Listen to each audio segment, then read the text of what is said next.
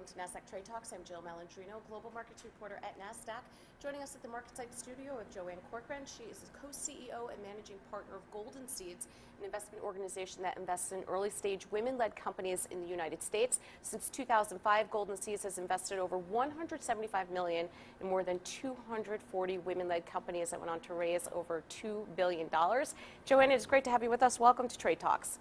Thank you. And before we get your rundown on the markets, explain how angel investing fits into the venture capital space. What's the size and scope relative to venture markets? Okay. The angel market's big. It's about $26 billion a year that gets invested. There's about 350 people in the United States who are individually investing. Most of them are affiliated with some kind of group like ours. Angels fund about 60,000, 65,000, 70,000 companies a year, and they are typically the first third-party money in. So they're not friends and family, they're the first people that go in.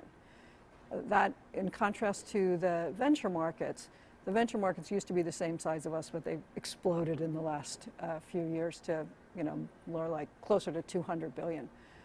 And although VCs can invest early, they also put a huge amount of money into later stage companies, okay? The other really big difference is the angel market is people investing their own money. They are doing their own due diligence, they're meeting the companies, they're making their own decisions, and that contrasts with venture where investors give their money to a third party who acts as a fiduciary to them. And just to give you some context, we're one of the largest and most active groups. We have about 350 investors, and we invest in 30 new companies, about 30 companies a year, 12 to 13 million. Right. So we've all read the headlines of companies being written down anywhere, 75, 80% in 2022. What happened in the markets that you're focused on? Well, fortunately, we were spared most of that kind of carnage. And the reason that we were spared that was that the really big run-ups in prices that you saw in venture were mostly in later stage companies. I mean, in later stage stuff, prices were up 400 to 700%. And that's where most of the price declines were, frankly. So in our markets, seed and pre-seed, we definitely had some run-up in prices in the last few years, but it was really modest. It was more like 25 to 30%. So we saw a little bit of price pressure last year, but very limited. Right. Well, I mean, of course, the cost of capital was cheap. There was so much liquidity in the system. Clearly, those things are different. What's your outlook for 2023 with that backdrop? So, as I said, we have a little bit of price pressure, and I did see some data that says the volumes are down, maybe 5-6% quarter over quarter. But if I just stand here and I look forward into 2023, if we don't have a big drawdown in the public markets, I would anticipate that we're going to match volumes from 2022 and prices will be comparable. And I say that because our own investors and all of our syndicate partners, Jill, they're there, they're ready, they're still interested in investing at these prices, and that suggests that these prices are reasonable relative to the growth opportunities right now. And if we do have a recession or a big fall off in the public markets, it doesn't mean that angels are not going to fund attractive companies. It means a couple of things. It means it will take those companies longer to get investment. They'll have to be subject to more due diligence, and maybe prices will drift a bit lower.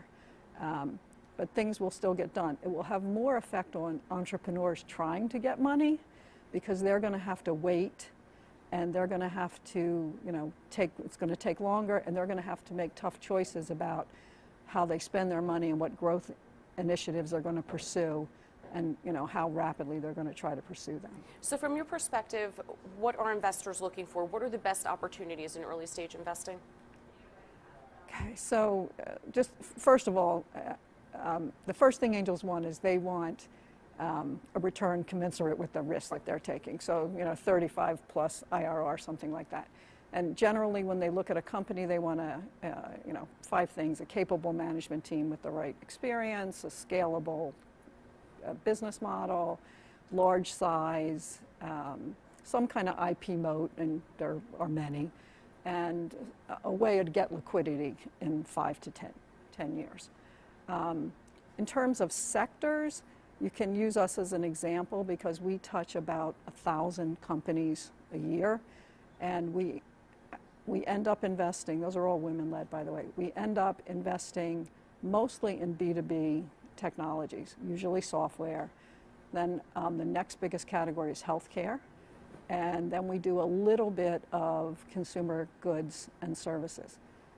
Interestingly, in the last few years, we're seeing more and more women start companies in industrial processes and advanced materials. So, like, for example, we've funded a Sunray Scientific in New Jersey. They make next-gen conductive glue, basically, right, which is something that you really need to advance the flexible electronics market. And we've also funded other advanced materials where people use films to try to transfer the ever-declining size of computer chips so that you can transfer those without damaging them. And the other place we see women really dominate innovation is in healthcare. Mm-hmm. To give you one example, we have a company that's has an otoscope that basically has ultrasound in it, so it can tell if you really have a bacterial ear infection. So it can drive down the use of, the overuse of antibiotics. Right. Oh, interesting. So what advice would you give to anyone interested in investing in early stage companies? I do find it sort of amazing that we fund 60 to 70,000 companies, and a lot of people don't even know our market exists. Right. That sounded like a bigger number than I had expected. Yeah. The first thing I would say is that you need to familiarize yourself with the market before you start investing. In my opinion, angel investing is a team sport. You want to benefit from the skills and experience of other people. And the way I would get familiar with that is I would go interview a couple of angel groups. Like us, we have a group here in New York, but you can go to the Angel Capital Association website, and they have over 250 groups right on the website that are operating, all over the country in different sectors and using different methodologies. So that's a great place to start. And I would say that if you have the capital and the inclination, angel investing is a really fantastic way to participate in, the innovation economy in America, which we're really great at. And it's in all sectors and in all market cycles. Right now, prices are still reasonable. You get to use your experience and skills, not just your money, to help advance some of these ideas and these entrepreneurs. You meet really interesting people. Right. And that's a lot of fun. It sounds really rewarding. So how does it work? Do you find the companies? Do they come to you? How does it work if you're a startup and you want to meet with angel investors? What does that process look like? So if you're a startup, it's different than it was 20 years ago because now you can go to the internet and type it in and right, you can find all these groups. Most of them will be like us. They will have information on their websites to say what are their general criteria that they're looking for. We offer information sessions and open office hours to entrepreneurs so they can come in, and before they even really start on the journey, they can figure out what kind of steps do they have to do before they go seek funding. All right. We appreciate the insight, JoAnn. Thanks so much for joining us on Trade Talks, and thanks for joining me. I'm Jill Malandrino, Global Markets Reporter at Nasdaq.